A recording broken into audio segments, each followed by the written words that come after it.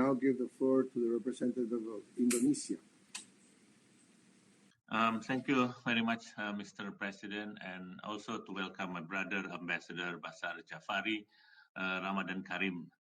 I also would like to thank Special Envoy Guy Pedersen. It's nice to see you in a healthy condition. We are glad to hear what you mentioned, Guy, that there are significant calm relative to the apex of violence in previous year. It is a positive development, I must say, albeit a still fragile situation. And since this is the holy month of Ramadan, we hope that the calm situation will prevail. Now, since we will have another Syria VTC meeting later this afternoon, I will aim to limit my statement on the political aspect, albeit both political and humanitarian issues are indeed closely linked. Now, as we all know, the path to a lasting political settlement of the Syrian conflict is confronted with additional roadblock. The threat of COVID-19 would potentially distract, if not disrupt, the efforts to begin the political track, particularly the ongoing process of the Constitutional Committee. My delegation, however, believes that if all key parties are committed to work constructively together to advance the peace process, we would be able to overcome these roadblocks. Obviously, it is not easy, and the road ahead is still long.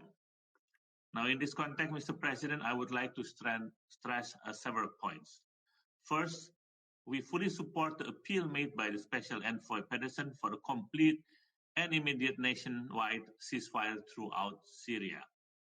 We are pleased to hear that the ceasefire is holding in the northwest, and we commend Russia and Turkey for their strong efforts and appreciate their joint patrol to ensure calm. However, the situation is still fragile with occasional shelling being reported. In addition, we must not lose focus on other areas with potential risk of violence. My delegation is particularly concerned with the ongoing tension in southern Syria, where more security incidents were reported. During this very complex situation, we cannot afford to have more hostilities in the country. My second point is that all relevant parties need to stay firm with their commitments for an inclusive, Syrian-led and Syrian-owned political process, facilitated by the United Nations. Indonesia reaffirms its commitment to the sovereignty, independence, and territorial integrity of the Syrian Arab Republic as a necessary foundation to advancing the political process within the framework of Resolution 2254.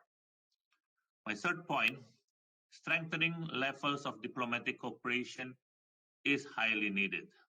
My delegation supports the Secretary General's call in his latest report regarding extensive levels of diplomatic cooperation and fortitude to refocus on the political process and to bring an end to this conflict.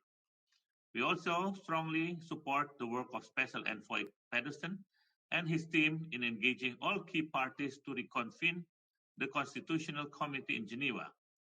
Clearly, the pandemic has not made this possible. However, the preparation needs to continue. We wish to emphasize that compromises and flexibility are required in this regard. I'm glad to hear that Special Envoy Pedersen continues to engage with interlocutors and all related parties amidst the difficulties of COVID-19.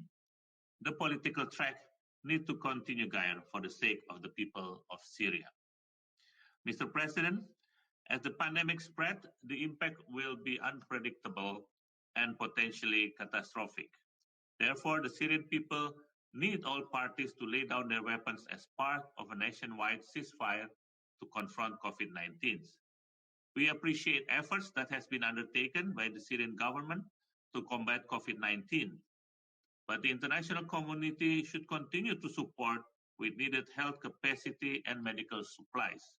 We would like to echo, like others, Gaia appeal in this regard.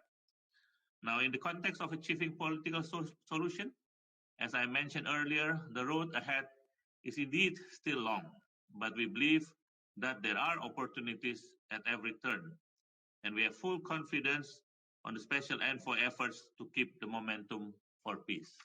Thank you, Mr. President. Thank the representative of Indonesia for his statement.